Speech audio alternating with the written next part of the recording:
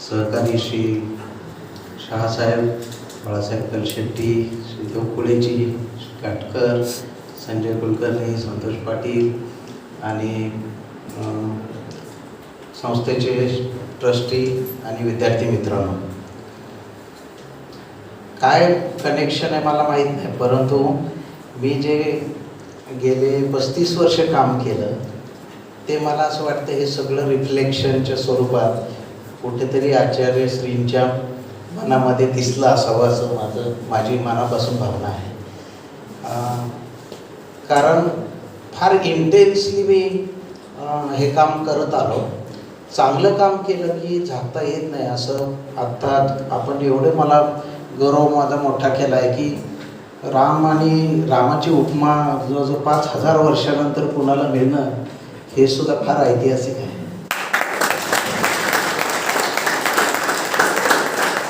जाईल त्या प्रश्नाच्या मुळाशी मी जात राहिलो आणि इथूनच कोल्हापूर जिल्ह्यामध्ये मी 96 साली एक फार इंटरेस्टिंग केस चालवली. ती तुम्हाला सांगायला पाहिजे मुलांना की चांगली प्रेरणा आपल्याला कुठं मिळते. बरोबर आहे. मी इथे कोल्हापूरमध्ये होतो आणि नॉर्मली किती वर्ष रेव्हेन्यू डिपार्टमेंट 150 वर्ष जुनं आहे. लोक येत आहेत, केसेस चालवत आहेत, माणसं येत आहेत, पारावर बसत आहेत, वकिलाला गाठत आहेत. बरोबर आहे ना. असंच चित्र वर्षानुवर्ष चालू आहे. एक केस माझ्या पुढं आली जी मी प्रोबेशनमध्ये असताना होती आणि ती केस होती 5 फायली होत्या मोठ्या, त्याची अंदाजे 1500 पानं होती. आणि मला आश्चर्य याच्यासाठी वाटलं की त्या फाईलला जवळजवळ 8 वर्ष कोणी हात लावला नव्हता. माझी जी जिज्ञासा आहे, विद्यार्थ्यात आपल्यात पहिली गोष्ट कोणती असते? जिज्ञासा. काय आहे याच्यात? तर मी असंच चालत बसलो आणि मग मला फार आश्चर्यकारक म्हणजे ते बघायची एकदा दृष्टी मिळाली तुम्हाला की जग बदलून जाईल तुमचं सगळ्यांचं. मला काय सापडलं, 1500 पानापैकी 1200 पानामध्ये पुढची तारीख द्यावी असा अर्ज होता. काहीच नव्हतं. मला आश्चर्यच वाटलं. आणि जमीन होती महाराज 1 एकर 6 गुंठे. कागल तालुक्यातल्या माद्याळ गावातली केस होती आणि ती मी आता 35 वर्ष घेऊन फिरतोय माझ्या डोक्यामध्ये. आणि केस एवढी इंटरेस्टिंग आहे की मला असं वाटलं की काय वेडे लोक आहेत. 46 गुंठ्याची केस 1903 साली सुरू झाली. 1989ला माझ्या टेबलवर होती. 86 वर्ष केस चालली. ज्यांनी केस सुरू केली ते ओरिजिनल शेतकरी मेले होते. बरोबर आहे. त्याचेच नातू केस चालवत होते. त्या दोन्ही पार्टीचे ओरिजिनल वकील मेले होते. एका बाजूला पाटील वकील होते ते ज्युनियर पाटील आणि एका बाजूला सबनीस वकील होते त्याचे ज्युनियर सबनीस. मला आश्चर्य वाटलं, 1 एकर 6 गुंठ्याची केस 86 वर्ष लोक चालवतात. बरोबर आहे. ते ह्यांना परवडतं कसं? असं हे विद्यार्थी म्हणून माझी अपेक्षा काय आहे की तुम्हाला प्रश्न पडायला पाहिजे आयुष्यात की असं का होतं. बरोबर आहे.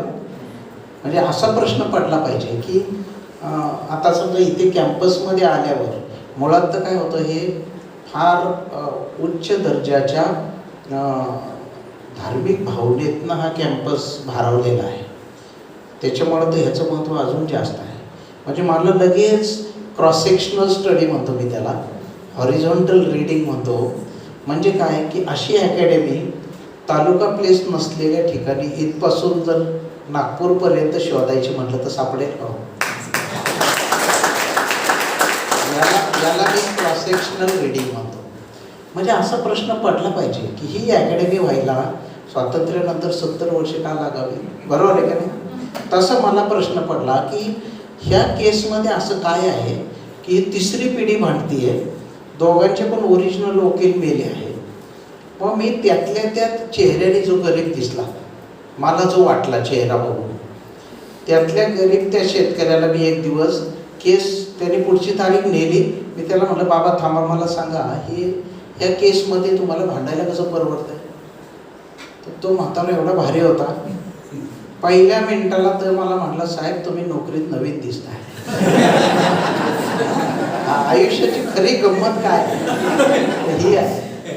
मला म्हटलं खरं सांगू का, जमीन माझी नाहीच आहे.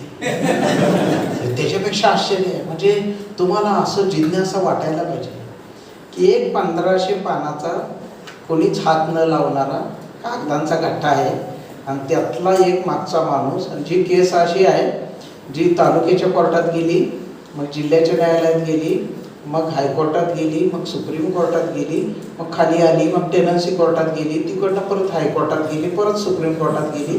सुप्रीम कोर्टाचा निकाल फार गमतीशीर होता, एकच ओळीचा निकाल होता. हे प्रकरण फार गुंतागुंतीचे दिसते, पुन्हा कोणीतरी वाचावं.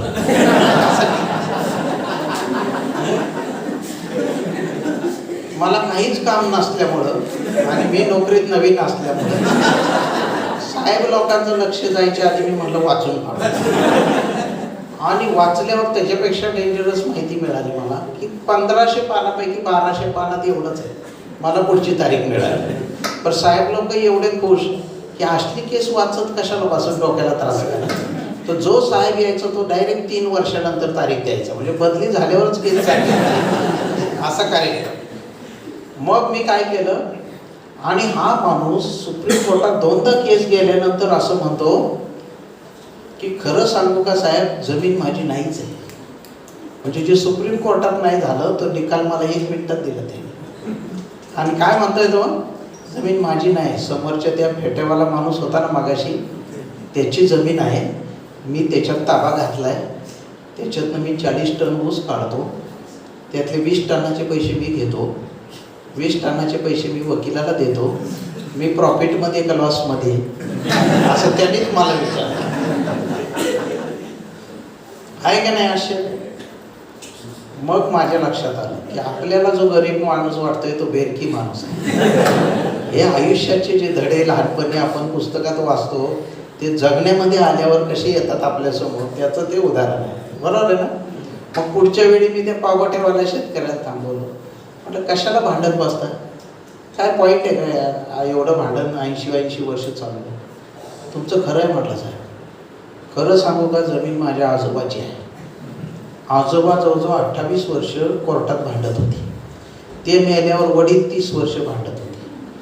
ते वडील मरताना मी हातात हात देऊन त्यांना शब्द दिलेला आहे की राहिलेली 50 एकर जमीन विकावं लागली तरी चालेल, या केसमधून मी कधी माघार घेणार.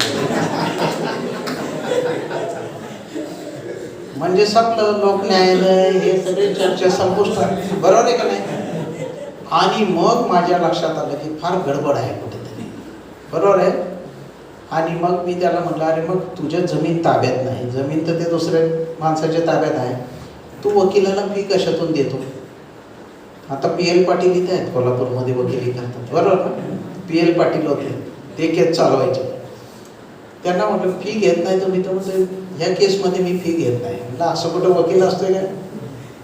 म्हटलं आमचं असं ठरलेलं आहे, जर केस आमचा शेतकरी जिंकला तर निम्मी जमीन मला, निम्मी जमीन असं केलं. अजून डेंजरच आहे. तुम्हाला मुलांना आयुष्यात असे जर तुम्हाला एक वेगळा चष्मा मिळाला आयुष्याकडे बघायचा, तर तुम्हाला जीवन फार आनंददायी जाईल. पैसे येतील नाही तर नाही येतील, पण तुमच्या जीवनात आनंद निर्माण होईल, हे मी तुम्हाला नक्की सांगतो. आणि मग ह्या सगळ्यांच्या भांडणामध्ये काय हिशोब आहे त्याचा. तो म्हणतो साहेब, वकिली जेव्हा सुरू केली माझ्या वडिलांनी तेव्हा 3 रुपये फी होती, आता तारखेला 150 रुपये घेतात. अशा वर्षातनं 2-4च तारखा पडतात. असल्या केस जर आम्ही चालायला लागलो तर आम्ही भिकेला लागू. म्हणून आमचं असं ठरलेलं आहे, निम्मी जमीन मला, निम्मी जमीन शेतकऱ्याला. आणि माझा हिशोब असा आहे, आता 11.5 लाख रुपये एकर जमीन माद्याळमध्ये आहे. 23 गुंठे जमिनीचे माझेच 5, 5.5, 6 लाख होणार. मी प्रॉफिटमध्ये का लॉसमध्ये. एकाच वेळी भांडणाऱ्या दोन्ही माणसाला प्रॉफिट होतो, दोन्ही वकिलाचं पण घर चालतं 50 वर्ष, आणि तरी पण केस चालूच आहे. हा जगामध्ये भारतीय शेतकऱ्यांनी लावलेला एक शोध आहे, असा मला साक्षात्कार झाला. आणि त्या दिवशी मी रात्री घरी येऊन अस्वस्थपणे ती केस लिहून काढली आणि त्या दिवसापासून मी लिहायला लागलो. आणि मग मी शेतकऱ्यांनो सावधान असं पुस्तक पहिल्यांदा लिहिलं. हे सांगायचा उद्देश हा की कधी कधी तुम्हाला या कॉरिडॉरमध्ये बसताना शांतपणे मुलींना तुम्ही बसताना कधीतरी एखादा विचार येईल आणि तो एक एक काही सेकंदाचा जो स्पार्क असेल त्यातनं तुमचं आयुष्य बदलून जाईल. बरोबर आहे. तुम्ही कधीतरी महाराजांनी सांगितलेले एखादं वाक्य तुम्हाला आठवेल आणि ते कधी पण आठवेल. लक्षात आलं. तुम्ही स्टडी रूममध्ये बसलाय, तुम्ही अब्दुल कलाम वाचताय, तुम्ही कदाचित प्रार्थना करताय, अशा वेळी अचानक आठवेल आणि त्यांनी तुमचं आयुष्य बदलून जाईल. म्हणून मोठ्या लोकांचं एखादं वाक्य सुद्धा मंत्र कसा तयार होतो त्याचं हे एक्झाम्पल आहे. आणि म्हणून मला असं लक्षात आलं की संवेदनशीलता जर तुम्ही शासकीय नोकरीमध्ये ठेवली तर या सगळ्याला काहीतरी चांगला अर्थ मिळेल. आणि मी हा सतत प्रयत्न 35 वर्षे एकेरी पद्धतीने चालू ठेवला. म्हणजे ह्याच्यात मला माहीत नाही, मी एवढं करून सुद्धा मी फॅमिलीला बराच वेळ दिला, मुलांना पण वेळ दिला. म्हणजे बाकीच्या लोकांमध्ये, कारण मी हा विषय पण यशोदात शिकवतो. नोकरीत आलेली माणसं जर तुम्ही सामाजिक अभ्यास केला, अशी जर 12.5 कोटी लोकांच्यातनं 1000 मुलं MPSCला येतात. UPSCच्या बाबतीमध्ये 7 लाख मुलातून 1000 मुलं सिलेक्ट होणार. बरोबर आहे ना.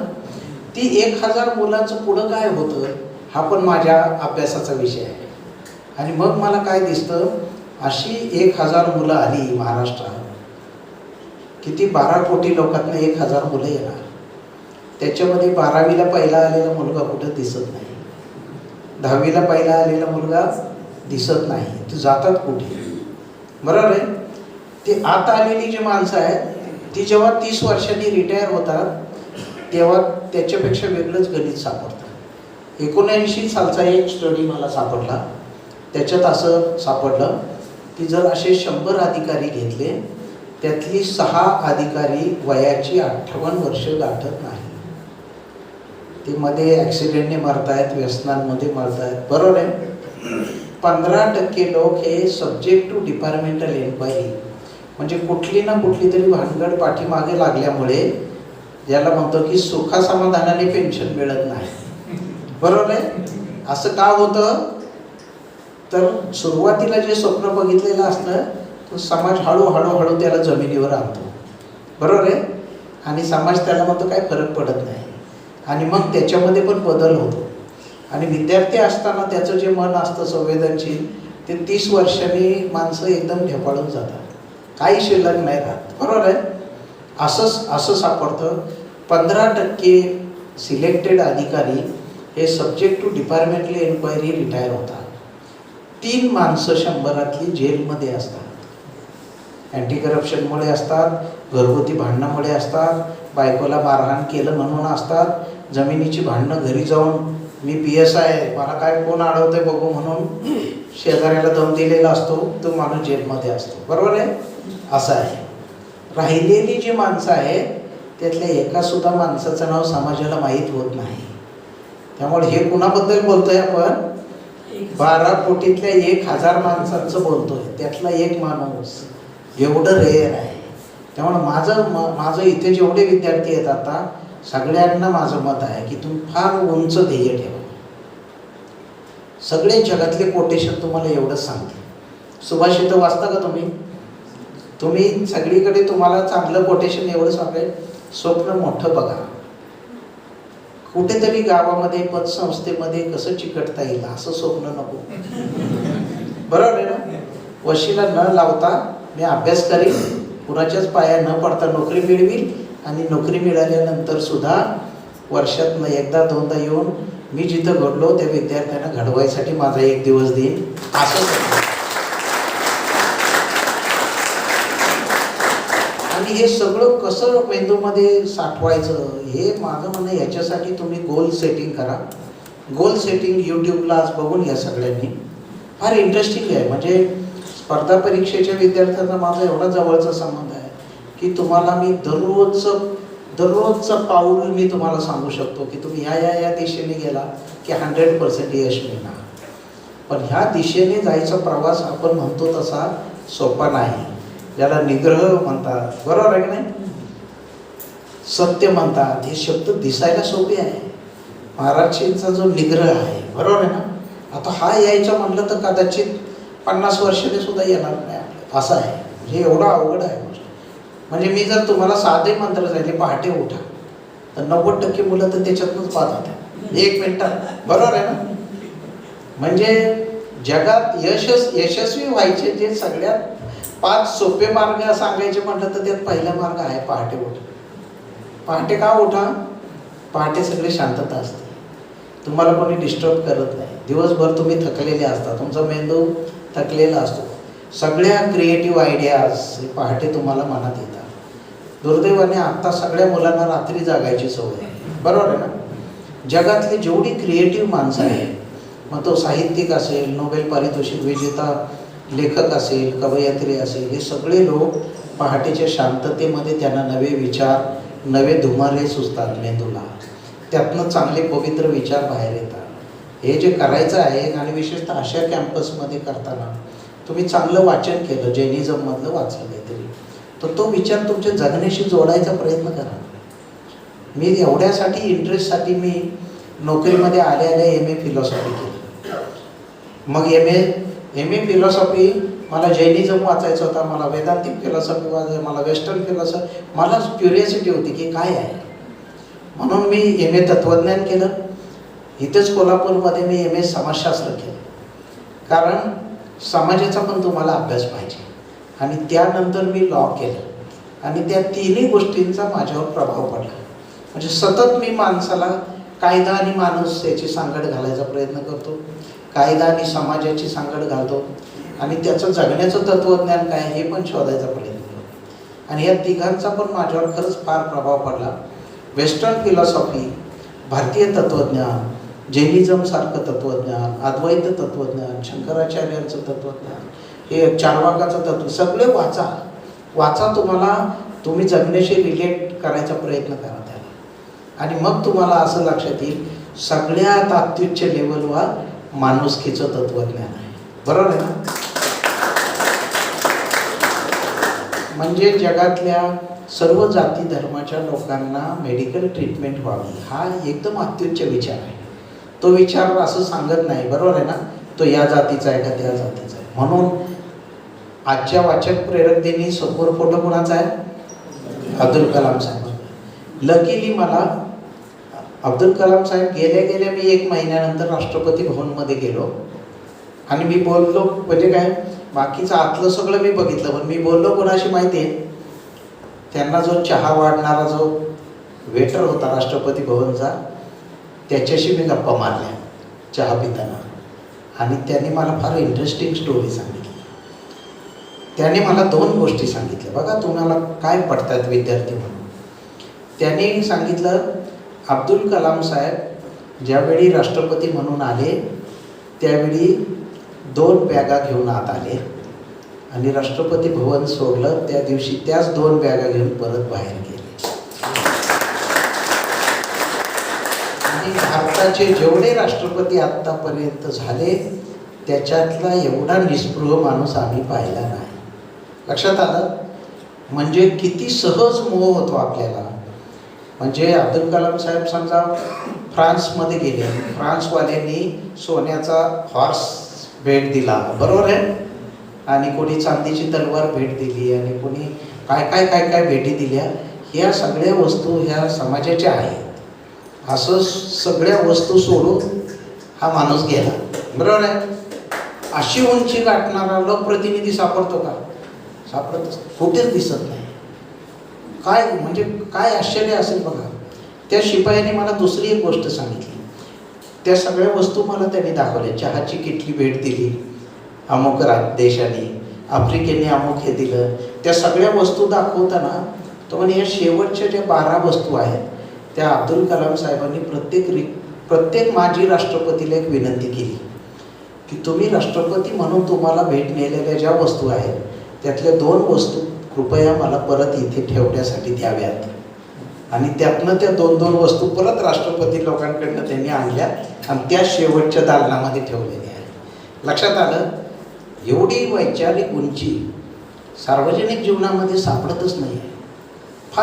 फार विचित्र आहे. म्हणजे मी आता ज्या क्षेत्रात काम करतो, तुम्हाला मुलांना आश्चर्य वाटेल.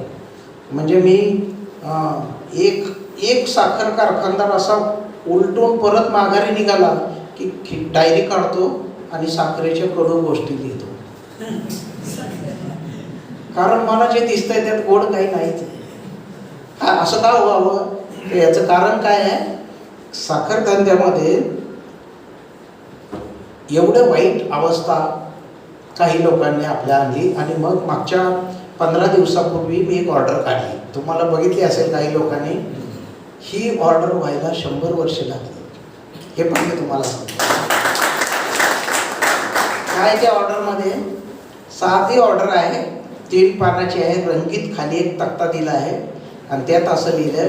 आणि ते मंत्रिमंडळाच्या समोर मी विनंती केली की एकदाच चांगलं काय वाईट काय हे लोकांना समजू द्या. शेतकऱ्यांनी यांच्या मोठ्या नावावर किती वर्ष फसायचं. आणि माझं आर्ग्युमेंट मान्य झालं लकीली. आणि म्हणजे एक छोटं पाऊल सुद्धा ऐतिहासिक असू शकतं असा त्याचा अर्थ आहे. आत्ता शेतकऱ्यांना मी सांगितलं आहे की ह्यातले 100 कारखाने चांगले चालतात, ते वेळेवर शेतकऱ्याला पैसे देतात, बरोबर आहे. हे शेवटचे 47 कारखाने वाईट आहेत, त्याला लाल रंग मी दिला. शेतकऱ्यांनी 100 वेळा विचार करावा यांना ऊस देताना. आणि ही ताकद मी कुणाच्या हातात आणून दिली? शेतकऱ्याच्या हातात. लोकशाही म्हणजे काय? लोकशाहीवर तुम्ही 500 पुस्तकं वाचली तर लोकांचं राज्य, लोकांनी लोकांसाठी चालवलेलं राज्य. पण त्याचा अर्थ लोकांना अंधारात ठेवलेलं राज्य नव्हे. बरोबर आहे का नाही? लोकांना कळायला पाहिजे या कारखाना ऊसाचे पैसे देत नाही, हा व्यापाऱ्यांचे पैसे थकवतो. हा गोडाऊन किपरला म्हणजे बाळासाहेब माझ्याकडे 6 महिने तो प्रश्न मांडतात की हमालांचे पैसे सुद्धा कारखानदार आम्हाला द्यायला लावतात वाहतूकदाराला.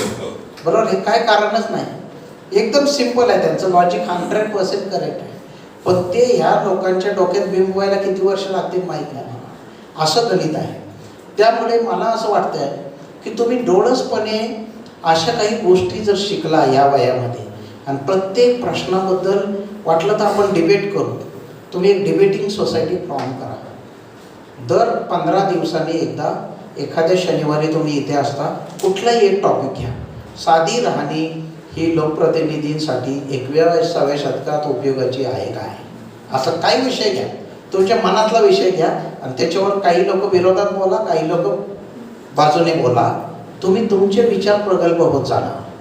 मी तासनतास असं राहुरी विद्यापीठामध्ये आम्ही आत्ता त्याचं नाव कृषी एकता मंच आहे, पण स्पर्धा परीक्षा केंद्र माझ्या भावाने आधी सुरुवात केली. मी त्याचं फार मोठा वृक्षामध्ये रूपांतर केलं 86 साली.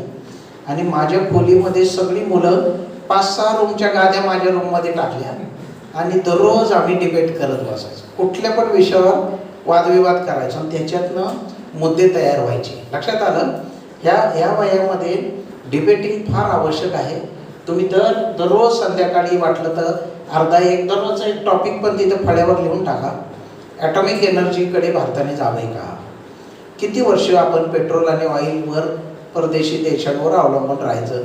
मग अशी चर्चा करत जाता जाता एक मुलगा एक मुद्दा सांगेल, दुसरा सांगेल, नवे मुद्दे संपले तर परत अभ्यास करा, मुद्दे संपले की अभ्यास करा परत. बरोबर आहे? गुगलवर शोधा. तुमच्या नशिबाने जगातली सगळी ग्रंथालय आता गुगलमध्ये आली आहेत. बरोबर आहे ना? आमच्या वेळी मला 10 पुस्तकं NCERTची आणायला दिल्लीला जावं लागलं. ट्रेनने मी गेलो, फक्त 10 पुस्तकं घेऊन आलो, त्याला मला 10 दिवस वाया गेले. आणि त्यावेळी 300 रुपये तिकिटाला पैसेच नव्हते. असं आहे. हे सगळं ज्ञान जगातलं तुम्हाला लकीले तुमच्या कॉम्प्युटरमध्ये आल्यामुळे आता माझ्या शिरूर तालुक्यातला प्राथमिक शिक्षकाचा मुलगा, बरोबर आहे, तो IAS झाला. कशामुळे झाला? शिरूरमध्ये बसून अभ्यास केला त्याने, आणि तो पण मुस्लिम समाजाचा आहे. म्हणजे बघा, कारण त्याचं काय आहे, सगळी पुस्तकं त्याला उपलब्ध आहेत. तर मला आता बाकी काहीच नको. नव्या पिढीचा हा फायदा आहे फार मोठा. म्हणजे ही अकॅडमी बघितल्यावर मला का कोणास ठाऊक पण असं वाटतं पुनर्जन्म झाला तर परत इथं बसून एवढं चांगलं जर वातावरण असेल तर परत जन्म घेऊन विद्यार्थी व्हायलाच मला आवडेल, खरं सांगतो. कारण जगाचं सगळं ज्ञान जर समजलं तर मग आपल्याला पाहिजे असलेली किंवा जिनेंद्र महावीरांना अपेक्षित असलेली जी समाधी आहे, बरोबर आहे की नाही, ती गाठता येईल आम्हाला. म्हणजे जिनेंद्र म्हणजे काय, इंद्रियांवर विजय मिळवणारा माणूस, आणि ते व्हायचं तो प्रचंड ज्ञान मिळवायला पाहिजे. आणि जसं ज्ञान वाढेल तसं तुम्ही नम्र होत जायला पाहिजे. आजच्या तारखेला जगामध्ये 7,500 पेक्षा जास्त करिअर आहेत. किती? 7,500 डॉक्युमेंटेड करिअर आहे. म्हणजे काय, माईक तयार करणे एक करिअर आहे, माईक रिपेअर करणे, त्याची साऊंड सिस्टम निर्माण करणे एक करिअर आहे, हे बनवणे फर्निचर चौथं करिअर. अशी जर बेरीज करत गेला तर 7,500 करिअर आहे. ग्रामीण मुलांना त्यातले 50 पण करिअर माहिती नसतात. आपण काय करतो, आपल्या ओळखीचा माणूस किंवा नातेवाईक मुलगा मुलगी जिकडं गेली तिकडे जातो, बरोबर आहे ना. आणि मग बिचारे त्यांचा पण काही दोष नाही आहे. आई वडील जे सांगतात, चुलत भाऊ जिकडे जातो, बरोबर आहे ना, तिकडे जायची पद्धत आहे. आणि याच्या तुम्हाला अनेक गमती मला सांगता येईल. मी नाशिकमध्ये होतो, मी ग्रामसेवक पदाचे इंटरव्ह्यू घेत होतो बरं का. त्यातली 4थी का 5व्या नंबरची मुलगी आली, निफाडमधली होती. ती सायकलवर 5 किलोमीटर शेतातून येऊन कॉलेजला यायची. पण तिने केलं होतं MA हिंदी. मला माहिती आहे, मला ग्रामीण जीवन एवढं पाठ आहे मला. मी त्याला म्हटलं, यार ही मुलगी शेतातनं येऊन MA हिंदी का करते, बरोबर. मला पहिला प्रश्न पडला. मग मी तिला विचारलं, तू मला सांग, हिंदीमधून MA करावं असं तुला का वाटलं? काय उत्तर अपेक्षित असेल? मला आवड आहे, बरोबर आहे. तिचं उत्तर काय होतं, माझी मैत्रीण हिंदीला गेली म्हणून मी पण हिंदीला गेली. म्हणजे आपण नदीला जातो का नाही, तसं आहे. करिअर निवडायची आपली पद्धत काय, मैत्रीण जिकडे गेली तिकडे जायचं असं आहे. त्याच्या विरुद्ध बरेच लोक, म्हणजे आता तर मला त्याचे रंग पण माहिती आहे. खानदेश आणि उत्तर महाराष्ट्रामध्ये स्पर्धात्मक लाईफ फार आहे. म्हणजे तिकडे काय म्हणतात, मावस बहीण जर तुझी आर्किटेक्ट झाली ना तर आपण इंजिनियर व्हायचं, असं स्पर्धा आहे. आणि तिची पहिली स्पर्धा तिच्या मनात मुलीच्या कोण देत आहे, आई ठरवते. आपल्याला आहे ना एक पाऊल तिच्या पुढे जायचं. ती BA झाली तर आपण MA करायचं, ती BE झाली तर आपण ME करायचं, हे आहे, बरोबर आहे. आणि त्याच्या विरुद्ध दुसरं ही मुलगी आहे, ती मुलगी मैत्रीण नदीला गेली, मी पण नदीला गेली. मग मी तिला एक साधी गोष्ट सांगितली, तू MA हिंदी केलं ना, मला काय ऑब्जेक्शन आहे, पण खरं मला कारण सांग की त्या मैत्रिणीमुळे तू हिंदीला गेली का दुसरं काही कारण आहे. पहिले 2 मिनटं ती काहीच बोलली नाही बघा. नंतर मला त्यांनी सांगितलं, ते म्हटलं आज तुझा इंटरव्ह्यू संपला, तू घरी जाऊ शकते. तू जर खरं सांगितलं तर मी पुढचा प्रश्न विचार. मग त्यांनी खरं सांगितलं. आमच्या गावातल्या स्थानिक शिक्षण संस्थेच्या एका टीचरने मला कोपऱ्यामध्ये घेऊन एकटीला असं सांगितलं, आपल्या कॉलेजमधले हिंदीचे टीचर 2 वर्षांनी रिटायर होणार आहे. इथे बसलेले एका तरी विद्यार्थ्याला उत्तर पडतंय का?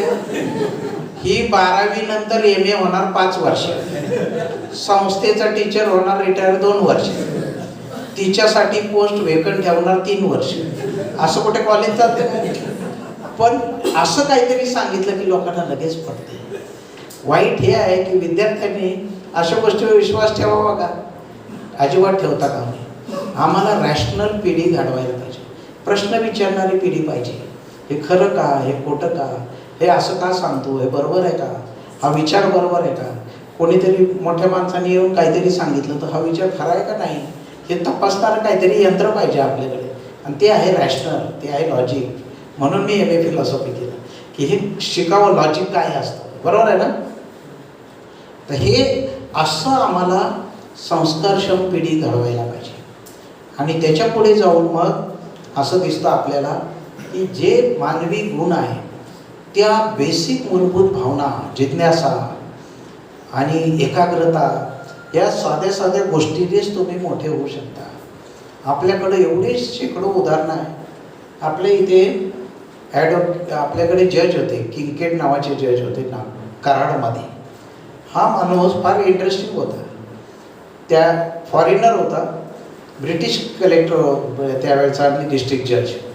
त्याने असं लिहिलं, भारतीय वकील हे मला फार स्वाभिमानी वाटले, विशेषतः महाराष्ट्रातले लोक. ते मी आल्यानंतर कोर्टात आल्यावर सगळे उठून उभे राहत नव्हते, पण मी आता नोकरी सोडून जाताना माझ्या लक्षात आलं ते सगळ्यात प्रामाणिक होते. सो मराठी माणसाची जी अनेक वैशिष्ट्ये आहेत त्याच्यात हे वैशिष्ट्य आहे. तो कोणाची फार खुशामत करत नाही, तो मागे मागे राहतो, पण त्याला हे सगळं ज्ञान असतो. त्यामुळे आपण सामान्य माणसाला कमी लेखायला नाही पाहिजे. अडाणी बाई, अडाणी माणूससुद्धा तुम्हाला जीवनातलं सगळं तत्त्वज्ञान शिकवेल. त्याच्याबद्दल तुम्हाला सहानुभूती ठेवायला पाहिजे. यार काय शिकता येईल मला या माणसाकडून. तर एक गोष्ट तुम्ही आयुष्यभर करा, सतत शिकण्याच्या टोनमध्ये राहा की मला ज्ञान पूर्ण मिळालेलं नाही. बरोबर आहे ना. असं दृष्टिकोन जर ठेवला लाईफ टाईम तर जीवनाच्या सगळ्या क्षेत्रात शिकण्यासारखं. एखादा हमाल, एखादा शिपाई, एखादा वॉचमन, एखादी भांडे घासणारी बाईसुद्धा तुम्हाला जीवनाचं नवं तत्त्वज्ञान सांगून जाईल. तिच्याबद्दल सहानुभूती ठेवली, शिकण्याची आत्मीयता ठेवली तर तुम्ही फार मोठे होणार. बरोबर आहे. एकाग्रता आत्ताच्या मुलांमध्ये ती सगळ्यात कमी आहे. पूर्वी सर्रास या पिढीची जी माणसं आहेत, आम्ही अभ्यासाला बसलो तर 4-5 तास आरामात बसू शकत होतो. आता मला दिसतंय मुलं, लहान मुलं तर 20 मिनिटाच्या वर बसतच नाही. म्हणजे ते फेविकॉलची जाहिराती मुलांसाठी करायला पाहिजे. बरोबर आहे ना. अजिबात नाही, एकदम चंचलता आहे. आणि ती मनाची एकाग्रता प्रार्थनेतनं वगैरे येते. म्हणजे हे सगळं अध्यात्म वगैरे ह्या सगळ्या गोष्टी हे एकमेकाला पूरक कशा आहे. तुम्हाला ध्यानधारणा काय शिकवते तर मनाची एकाग्रता शिकवते. आपल्याकडे एक क्षत्रिय सर नावाचे, क्षत्रिय सर कधी नाव ऐकलं तर तुम्ही वाचनात येईल तुमच्या, गणिती माणूस होता. बरोबर आहे. त्यांना एकदा पायाला जखम झाली, डॉक्टर म्हणले साहेब हे सर्जरी मेजर आहे, तुम्हाला भूल द्यायला पाहिजे. हा महाराष्ट्रात घडले लोक आहे, फॉरेनचे एक्झाम्पलच नाही. पुण्यामध्ये आज प्राध्यापक होता, त्या प्राध्यापक क्षत्रियांचे जेव्हा पाय कापायचं ठरलं तेव्हा म्हणले साहेब अजिबात काळजी करू नका, मी गणिताचा सर आहे, एक अवघड गणित डोळ्यापुढे ठेवतो, मग बिंदास पाय कापला तरी मला काही होणार नाही. आणि त्याचं ऑपरेशन भूल न देता झालं. लक्षात आलं. असा गणिती आमच्याकडे होता. आपल्याला फार फॉरेनच्या लोकांची एक्झाम्पलची गरज नाही, परंतु अशी माझ्या उंचीची माणसं आमच्याकडे होती. न्यायमूर्ती प्रभूंसारखा माणूस होता आपल्याकडे. बरोबर आहे का नाही. किंवा आपल्याकडे इथे कराडला एक न्यायाधीश होते, ते चालले की ते चालण्यावरून लोक घड्याळ लावायचे. ह्या चौकात आले की 8:10 झाले, स्टेशनला आले की कराडला 8:20 झाले. तर आयुष्यभर 35 वर्ष वेळ पारणारा माणूस, ह्याची कीर्ती होती. लक्षात आलं. म्हणजे माणसाच्या चालण्यावरून लोक ॲडजस्ट करायचे घड्याळ, अशी माणसं होती. त्याचबरोबर तुम्हाला मी सांगितलं ते क्रॉस सेक्शनल अभ्यास करता आला पाहिजे. एका वेळी पॅरलली काय चालू आहे. म्हणजे उदाहरणार्थ तुम्ही दुष्काळ म्हटला तर तुमचं ह्या पातळीवर आल्यानंतर शाळेमध्ये जेव्हा आपण अभ्यास करतो, लहानपणी आपण गायीवर निबंध लिहितो. बरोबर आहे. त्यावेळी आपण काय लिहितो. 4थीचा मुलगा निबंध काय लिहितो. माझ्या आवडत्या गायीचे नाव कपिला असे आहे. बरोबर ना. मुलीचं नाव ऐश्वर्या झालं तरी गायीचं नाव अजून कपिलाच ठेवलेलं आहे. तिला 2 कान असतात, तिला 2 शिंग असतात. बरोबर ना. आता 10वीला आल्यावर निबंधात काय बदल होतो. गायीला हिंदू लोक पवित्र मानतात. भारतात गायींची संख्या 69 पॉईंट इतके कोटी आहे. जगात दूध उत्पादनामध्ये भारताचा क्रमांक इतका लागतो. बरोबर आहे. हॉलंडच्या तुलनेमध्ये भारतीय गायांचे फॅटचे पर्सेंटेज इतक्याने कमी आहे. हे तुम्हाला MPSCच्या मुलांना अपेक्षित आहे. बरोबर आहे. म्हणजे ह्या उंचीचं लिहायचं असेल तर हे आकडे पाठ पाहिजे. बरोबर. नाहीतर मी गमतीने असं म्हणतो की आपण सगळे कसे वाढत आलो. आपल्याला शाळेपासून जे पेपरमध्ये लिहायची सवय लागली ते जास्त पानं लिहिली की जास्त मार्क, हे आपलं पहिलं गणित आहे डॉक्टर. बरोबर आहे की नाही. की तो जास्त लिहितो ना त्याला 1 पान जर निबंध लिहिला तर आपल्या तो दोष मुलांचा नाही आहे, ते टीचरचा दोष आहे. 1 पान लिहिलं की 6 मार्क, म्हणून 3 पानाचा निबंध लिहिला की 18 मार्क. बरोबर ना. म्हणून आता काही मुलं, मी माझ्या मुलाला सांगितलं असं जास्त नको लिहू, कॉन्सन्ट्रेटेड लेखन कर, कमी शब्दात लिही, तर त्या वर्षी त्याला 8 मार्क पडले. आणि त्याच्याच वर्गातला त्याच्या शेजारी बसलेल्या मुलांनी एका इंग्लिश पिक्चरची स्टोरी लिहिली आणि ती पहिल्या पॅरेग्राफचीच परत चौथ्या पॅरेग्राफला रिपीट केली. तर त्या टीचरने व्हेरी गुड म्हणून 18 मार्क दिले. तर ते दोन्ही पेपर घेऊन माझा मुलगा माझ्याकडे आला. मला म्हटलं, पप्पा तुम्ही जे शिकवलं त्याच्यामुळे माझं नुकसान झालं. मी म्हटलं हे हे तुला हे नुकसान नसून हे चांगलं आहे हे कळायला अजून 30 वर्ष झाली. त्यामुळे जाऊ दे, तुला मार्क कमी पडल्याचं मला वाईट नाही वाटलं. त्यामुळं काय व्हायचं, असे गमती जमती फार होता. मी माझ्या वडिलांकडे आमच्याकडे मी ते कृषी खात्यात होते त्यावेळी आमच्याकडे एक शिपाई होता बाबू नावाचा. त्या बाबू हा 8वी 9वी झालेला होता. तर मी काय केलं, मी म्हटलं बाबू तू 10वी का नाही होत, म्हणजे तू क्लार्क होशील, तुझं वय एवढं कमी आहे, आत्ताशे 30 वर्षाचा आहे तू, तर हळूहळू तू क्लार्क होशील, अव्वलकर पण होशील, नायब तहसीलदार होशील, तर तू का नाही परीक्षेला बस. साहेब गणित फार अवघड जाते म्हटलं. हरकत नाही, परत करू, आता मी तुझा अभ्यास घेईन. तर मी 8वीत असताना त्याचा 10वीचा फॉर्म मी भरला बरं का. आणि फार गमतीशीर होता तो बाबू. पहिल्या दिवशी पेपरवरून आला तर बाबूपेक्षा आम्हाला जास्त क्युरियोसिटी होती. आल्या मी बाबूचा पेपर सोडून घेतला. बाबू ह्याचं उत्तर सांग. सगळं बरोबर लिहिलं आहे साहेब. म्हटलं 3-4 मार्क जातील. मी अंदाज केला, बाबू म्हणतोय म्हणजे 3-4 ऐवजी 8-10 जातील. पहिल्या वर्षी पडले 17 मार्क, त्याच्या पुढच्या वर्षी झाले 19, त्याच्या पुढच्या वर्षी झाले 21, चौथ्या वर्षी परत 16. मग मी त्याला एकदा म्हणलं, बाबा असं काय होतंय, काय कळत नाही साहेब. म्हणा पुस्तकामध्ये 4 उत्तरं असेल तर मी 12 लिहितो. मी म्हणलं आणतो कुठून. तर पद्धत आपली ठरलेली आहे त्याची अभ्यासाची, की अभ्यास कमी असला की बाकी सगळं चांगलं असतं, बरोबर आहे की नाही. मग तो असा पहिल्यांदा काय करणार, पेपरची अशी घडी काढणार आणि एवढी मोठी घडी काढणार, पेपर एवढा शिल्लक ठेवणार, इकडे 4 वळी इकडे 4 बोटं असे सोडणार. म्हणजे त्याला काय वाटतंय जास्त पानं आहे. माझ्या वर्गात पण एक मुलगा होता जो मी नाव आणि रोल नंबर लिहिपर्यंत पुरवणी द्यायचा. मला काय कळायचं नाही काय करतोय. नंतर कळालं एकदा की ज्यांनी 7 पुरवण्या लावलेल्या आहेत त्यांनी पहिल्या पेपरवर लिहिले होतं श्री गुरुदेव दत्त. मग पुढच्या पानावर लिहिलं श्री गणपती प्रसन्न. शेवटच्या पानावर लिहिलं कृपया मी फार गरीब आहे मला पास करावं. आणि मग खाली सही. आता या मुलाला कोण मार्क देणार. तसा हा बाबू होता. आणि काय लिहायचा माहिती आहे, फार साधी गोष्ट. म्हणजे उदाहरणार्थ सजीव आणि निर्जीव याच्यातील फरक घ्या. तर पहिली गोष्ट तर अभ्यास नसणाराचा बाबूचा, त्यामुळे आधी स्केच पेन, रंगीत पेन, पट्टी, बरोबर ना, बाकी सगळं तयार आहे, फक्त वाचन काहीच नाही. मग इकडं तो लिहिणार सजीव, इकडे लिहिणार निर्जीव. मग 2 ओळी सोडणार, खाली रेघ ओढणार, परत व्हर्टिकल रेघ ओढणार, मग इकडे लिहिणार सजीव हा सजीव असतो. मग इकडे लिहिले त्यांनी निर्जीव हा निर्जीव असतो. परत 2 ओळी सोडल्या, मग खाली लिहिलं सजीव हा निर्जीव नसतो. इकडे लिहिलं निर्जीव हा सजीव नसतो. आपण सगळ्यांनी असं लिहिले. तिथं जे हसतात त्यांनी असेच पेपर लिहिले.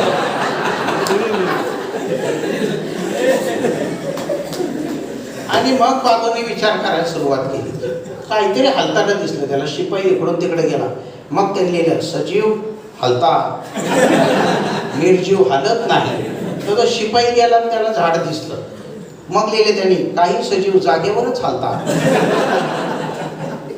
अशी 22 उत्तरं लिहिल्यावर पाठीमागच्या बाजूला शेवटचं उत्तर आहे सजीवामध्ये जीव असतो.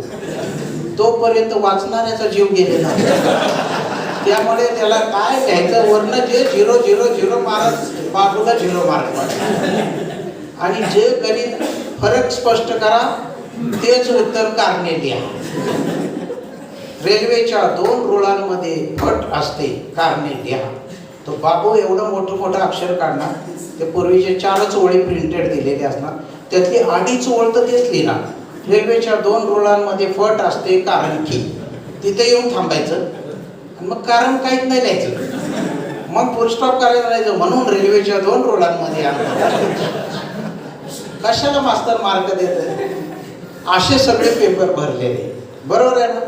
असलं रायटिंग स्पर्धा परीक्षेला चालत नाही. स्पर्धा परीक्षेला काय पाहिजे, स्पर्धा परीक्षेला पाहिजे कॉन्सन्ट्रेटेड उत्तर.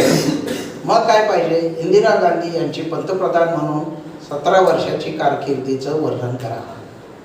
मग मला परत बाळगोत निबंध लिहायचा आहे का, की एक एक आठवायचं.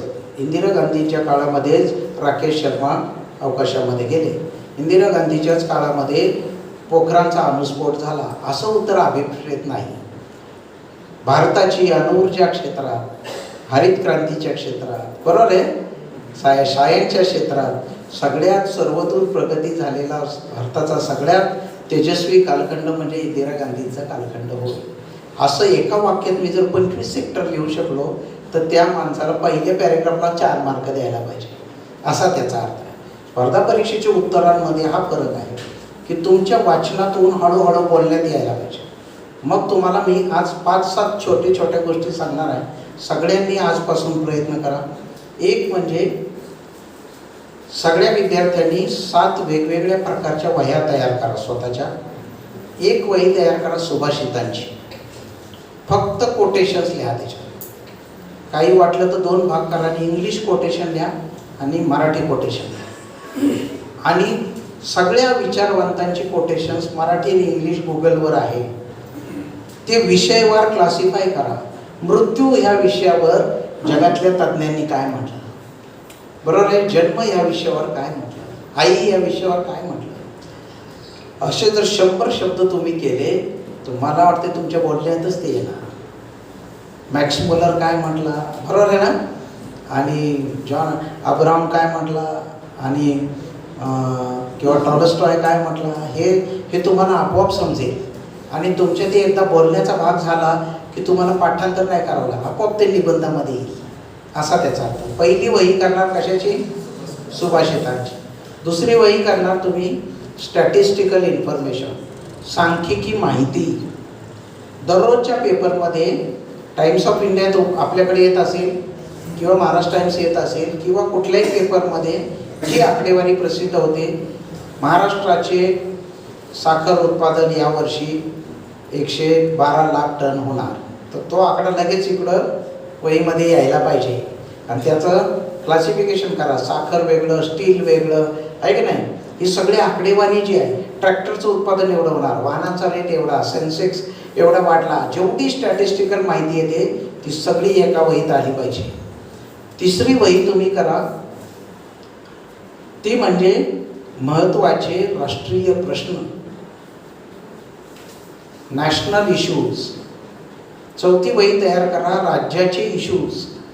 दुष्काळ, बरोबर आहे, प्रादेशिक असमतोल, प्रादेशिक विधिमंडळ काय, ते विधानमंडळाचे कार्य काय, त्यानंतर महाराष्ट्रातलं ऊस क्षेत्र, कापूस क्षेत्र, जे महत्त्वाची पिकं, या सगळ्याचं म्हणजे महाराष्ट्राचे 50 प्रश्न. पण एवढं डेप्थमध्ये अभ्यास पाहिजे की महाराष्ट्राचा प्रादेशिक असमतोल म्हटलं तर कोणत्या कमिट्या आत्तापर्यंत झाल्या, बरोबर आहे. विमा दांडेकरांच्या समितीने काय म्हटलं, विजय केळकरांच्या समितीने काय म्हटलं, क्रक्स काय आहे, हे सगळं यायला पाहिजे, बरोबर. सो राज्याचे प्रश्न करणार, राष्ट्रीय प्रश्न करणार, 20 तरी आंतरराष्ट्रीय प्रश्न तुम्ही करणार. अजून एक वही करणार, त्याच्यामध्ये काय लिहिणार, आंतरराष्ट्रीय प्रश्न. मग रशिया आणि अमेरिकेचा गोष्ट असेल, उत्तर कोरियाचा प्रश्न असेल, मायग्रेशनचा प्रश्न असेल, कोरोनाचा प्रश्न असेल, बरोबर आहे ना. जगामध्ये ज्या भाषा बोलली जाते त्या आत्ताच्या करंट जे वादग्रस्त विषय आहेत ते सगळे विषय, इस्रायलचा प्रश्न काय, जेरुसलेममध्ये काय कशाचं भांडण आहे, सिरियाचं आणि इस्रायलचं, हे सगळे प्रश्न आणि त्याचे थोडक्यात पॉईंट्स काढा. तुमच्याकडे जी पुस्तक आहे त्याच्यात ती माहिती आहे, त्याच्याच नोट्स काढायच्या, शॉर्ट नोट्स, बरोबर आहे. तसं तुम्ही करा. आणि शेवटची वही आहे ती गोल सेटिंगची करा. गोल सेटिंग हे सुद्धा फार इंटरेस्टिंग मॅनेजमेंटचं टूल आहे. गोल सेटिंग म्हणजे काय, ते पण एकदम गंमत करून तुम्हाला मी छोट्या ह्याच्यात सांगणार आहे. आजपासून सगळ्यांनी एक मस्त प्रयोग करा. असा एक पेपर घ्या आणि आडवी एक रेघ ओढा आणि ती तुमच्या आयुष्याची रेषा आहे असं समजा. बरोबर आहे. आता तुमची ऑलरेडी या रेषेवरची किती वर्ष गेलेली आहेत? 20, 22, 15 वर्ष गेलेली आहे, बरोबर आहे ना. तर त्या तिथे लिहा, इथं जन्माची तारीख लिहा, इथे आत्ताची तारीख लिहा आणि मग तुमच्या आवडती मृत्यूची तारीख लिहून टाका. जमेल का? आपल्याला ऋषीमुनी जे सांगतात ते आणि हे वेगळं नाही बरं का, काहीच वेगळं नाही आहे. ते फिलॉसॉफिकल भाषेत आहे, हे मॅनेजमेंटच्या भाषेत आहे, एवढाच फरक आहे. आवडती मृत्यूची तारीख लिहा. ज्यांना असं वाटतंय आपण उगीच सुट्टीच्या दिवशी मेलो तर देशाची एक सुट्टी वाया जाईल, त्यांनी दुसरा वार लिहा. गुरुवारी मरणं चांगलं लिहून टाका. गुरुवार दिनांक अमुक अमुक 2/11/2078 लिहून टाका. मग पाठीमागे या. 78 साली मरणार म्हणजे मरण सुद्धा ॲटोमॅटिक येत नाही, बरोबर आहे ना. परत आध्यात्मिक फिलॉसॉफी आहेच त्या. म्हणजे काय होणार? 76ला अंधूक दिसायला लागणार. वर्गातली मैत्रीण आली तरी ओळखू येणार. लिहून टाका 2076 अंधूक दिसणार. त्याच्या पाठीमागे या. मला त्याच्या आधी काय करायचं आहे? नातूचं तोंड बघायचं आहे, लिहून टाका. कारण मग काहींना वाटतंय नातू शाळेत जाताना बघायचं आहे, लिहून टाका. नातूला शाळेत जायला बघायचं आहे. मग त्याच्या आधी किमान आत्ताच्या नियमाप्रमाणे किती वर्ष मागे यायला पाहिजे? 6 वर्ष. मग मागे या रिव्हर्स. असं करत करत तुम्ही आला की तुमच्या लक्षात येईल आत्ताची आयुष्यातली 2-3 वर्षच आपल्या प्रयत्नांची आहे, बरोबर आहे. आत्ता प्रयत्न केले तर पुढचे 30 वर्ष चांगली जातील. असं नाही केलं तर मग समाजात जशी फिरतात माणसं की आम्ही पण MPSCला बसतो पण फार पैसे लागत होते म्हणून मी सिलेक्ट नाही झालो, बरोबर आहे ना. आणि सगळी वशिलेबाजी चालती असं म्हणणारी माणसं हे अशी सगळी बाहेर फिरतात. त्याच्यावर अजिबात विश्वास ठेवू नका, बरोबर आहे ना. आणि मी तरी गॅरंटी तुम्हाला देऊ शकतो, गेले 3 वर्षे MPSCचे इंटरव्ह्यू पण मी घेतलेले आहेत. मागच्या वर्षी एक मुलगा, ढवळे नावाचा मुलगा भेटेल तुम्हाला कधीतरी, तहसीलदार झाला आहे.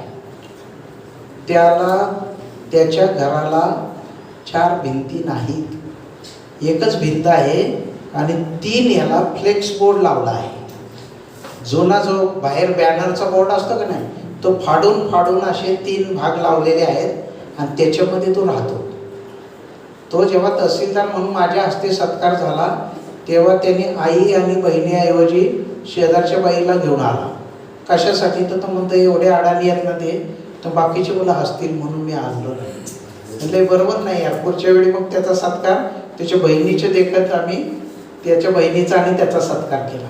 एवढा दारिद्र्य असलेला ढवळे नावाचा मागच्या वर्षी MPSCतनं तहसीलदार झाला, ज्याच्या घरामध्ये 150 रुपये पण सापडणार नाही असा माणूस. पण ह्या मुलांचं पुढे काय होईल हे नाही मी सांगू शकत. काय होईल माहीत नाही, कारण बाहेर आमिष एवढी जास्त आहे की घरी चांगल्या घरातली मुलं असली तरी त्यांच्यामध्ये ही संवेदनशीलता राहील का? म्हणजे महाराजांची जी तळमळ आहे की तुम्हाला ज्या पद्धतीने, कशासाठी तुम्हाला कोण 4 कोटीचं अभ्यासिका बांधून दिली, बरोबर आहे ना. असं कोणाच्या मनात काय यावं आणि असं आलं तर अशा प्रकारची गोष्ट 6 महिने तयार कशी व्हावी. तर हे झाल्यानंतर तुम्ही जेव्हा आभाळाला डोकं हात टेकवाल त्यावेळी तुमचे जमिनीचे पाय सुटणार नाही याची सतत काळजी घ्यायला पाहिजे तुम्ही. म्हणून प्रचंड वाचत पाहिजे. सतत तुम्हाला मागे वळून बघायची सवय लागली पाहिजे की बाबा मी कुठपर्यंत आलो. आणि हे सगळं एक अवघड गणित झालं आहे. म्हणजे मी असं म्हणतो अनेक वेळा की एक वेळ यशस्वी होणं अवघड नाही, पण यशस्वी झालेली माणसं ही बऱ्याच वेळा अपयशापेक्षा यशाने जास्त मुरदाड बनतात, असं पण एक कोटेशन तुम्हाला वाचायला मिळेल. आणि मग ते सगळे हरवून जातात. ज्या मागासवर्गीय समाजातनं मुलं येतात ती मुलंसुद्धा मागासवर्गीय समाजासाठी काय करतात का, तर याचं उत्तर 100मधलं 1 पण नाही सापडते, असं पण सापडतं आपल्याला. त्यामुळे ही संवेदनशीलता मरेपर्यंत टिकणं आणि 90व्या वर्षीसुद्धा शिकण्याची काहीतरी भावना असणं, ह्याला मला असं वाटते काहीतरी तुम्हाला दैवी आशीर्वाद पाहिजे. आणि तो तुमच्या आईवडिलांकडनं येतो, संस्कारातनं येतो, महाराजांच्या सानिध्यात राहिल्यामुळे येतो. आणि ही संवेदनशीलता कशी बेस्ट तुमची राहील यासाठी एक गमतीशीर उदाहरण मी तुम्हाला सांगतो. मार्क ट्वेन नावाचा एक प्रसिद्ध विनोदी लेखक होऊन गेला. त्याचं कधी वेळ मिळाला तर वाचा. कधीतरी माझी इच्छा आहे की इकडच्या दौऱ्यामध्ये मी येऊन मुलांबरोबर सरळ एक संध्याकाळ गप्पा मारत बसतो आणि हे सांगायला पाहिजे मुलांना चांगल्या चांगल्या गोष्टी. मार्क ट्वेन हा कॉलेजमध्ये असताना लिहायला लागला आणि फार कमी वयामध्ये त्याने एक कादंबरी लिहिली. फर्स्ट इयरला कॉलेजला असताना एक पुस्तक लिहून झालं मार्क ट्वेनचं आणि हे पुस्तक घेऊन तो 20-25 ठिकाणी बँकेमध्ये गेला. इंग्लंडमध्ये काय होतं की ते पुस्तक छापायचा खर्च विद्यार्थ्याला परवडणं शक्य नव्हतं. मग तो एका मॅनेजरला जाऊन भेटला. त्याने ते पुस्तक बघितलं. तो म्हणे हे पैसे परत भेटणार का? जर नाहीच पुस्तक चाललं तुझं तर काय करायचं? त्याच्याकडे काही उत्तर नव्हतं. तो असं 10 बँकांमध्ये फिरला आणि परत त्या मूळ मॅनेजरला भेटला. त्याला त्यातल्या त्या 10 मधला तो जरा संवेदनशील वाटला. तो मॅनेजर म्हटला मी तुला मागेच सांगितलं तुझी एवढी तो मतं एकदा तुम्ही वाचून बघा माझं पुस्तक. मग त्या मॅनेजरने त्याला एक गोष्ट सांगितली. तो म्हणे तुला माहिती आहे का माझ्या 2 डोळ्यापैकी एक डोळा काचेचा आहे. तुला ओळखू आला का? तो म्हणतो नाही असं अजिबात जाणवत नाही. तू जर माझा डोळा कुठला खोटा आहे हे जर ओळखून दाखवलं तर मी तुझं हे पुस्तक छापतो माझ्या पैशाने आणि मी तुला कर्जही मंजूर करतो. आणि एक 10 सेकंदाचा पण वेळ न लावता मार्क ट्वेन असं म्हटला तुमचा डावा डोळा काचेचा आहे. तो म्हणे मी जेव्हा ऑपरेशन करून आलो त्याच्यावर माझ्या बायकोला आणि मुलाला सुद्धा कुठला डोळा खरा आहे आणि कुठला खोटा आहे हे ओळखू आलं नव्हतं.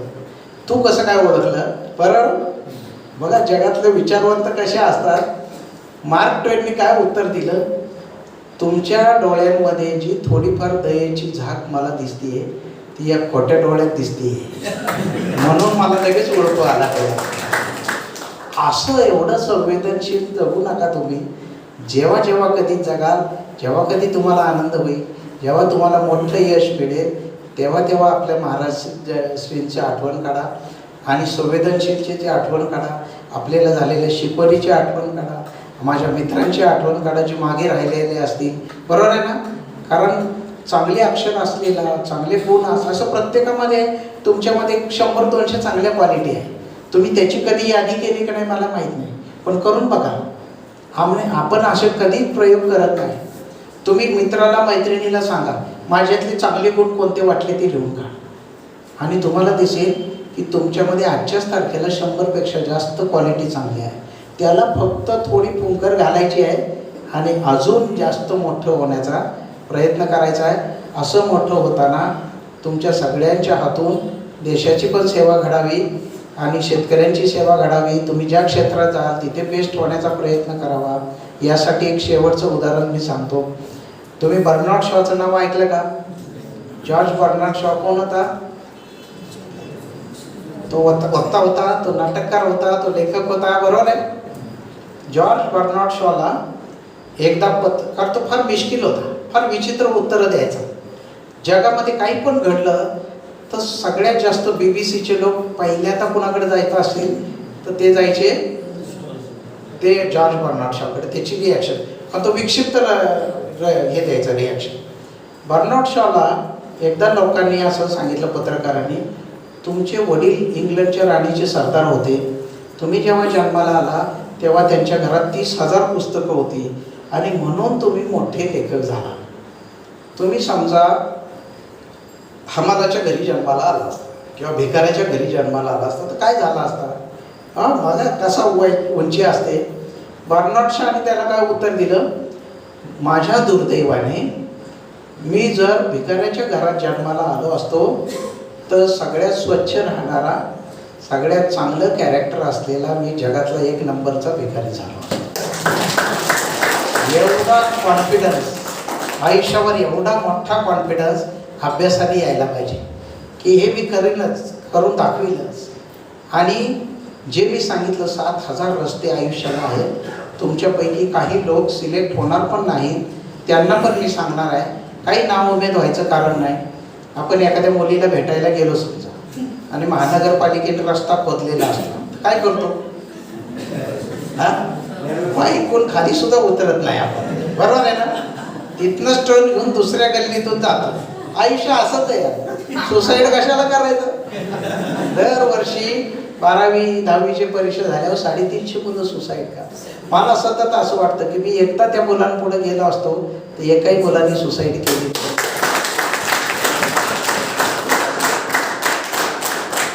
आपल्याला रस्ता खोदला तर आपण गाडीतून दुसऱ्या गल्लीतून बरोबर त्याला जाऊन भेटतोच ना. तसंच आयुष्य आहे. म्हणून त्याला चांगले शिकलेले लोक बी प्लॅन करा म्हणतात, पर्याय करा म्हणतात, बरोबर आहे ना. नाशिकच्या एका माणसाने कलेक्टर ऑफिसच्या पलीकडे आहे त्याचं वडापावचा स्टॉल आहे. त्याला मी एक दिवस जाताना बघितलं, ते फार फेमस आहे वडा, त्या अशोक स्तंभाच्या तिथं आहे.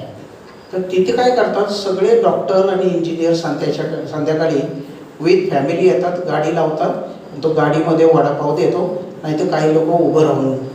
तर मी त्याची ओळख झाल्यावर मी त्याला म्हटलं, अरे एवढे सिनियर डॉक्टर आहेत, हार्ट सर्जन, तू उभं राहून इथे वडापाव खातो, बरं वाटते का त्याला, ते बसायला प्लास्टिकचे स्टूल तरी टाक. मला म्हणलं, खरं सांगू का साहेब, हे सगळे माझ्या वर्गात पोरं होते. मला जेव्हा 46% मार्क पडायचे ना, ते मला चिडवायचे. मी पण ठरवलंय, आपण 1 नंबरचा वडापाव बनवायचा आणि यांना आयुष्यभर उभं राहायला लावणार. असं काहीतरी मोठं स्वप्न बघा. एवढं सांगायला मी आलो आहे. माझा एवढा मोठा सन्मान केला आणि महाराजश्रींनी तर मला एक मोठी उपाधी दिली, ते मला तर त्याचं वर्णनच करता येणार नाही. थँक्यू.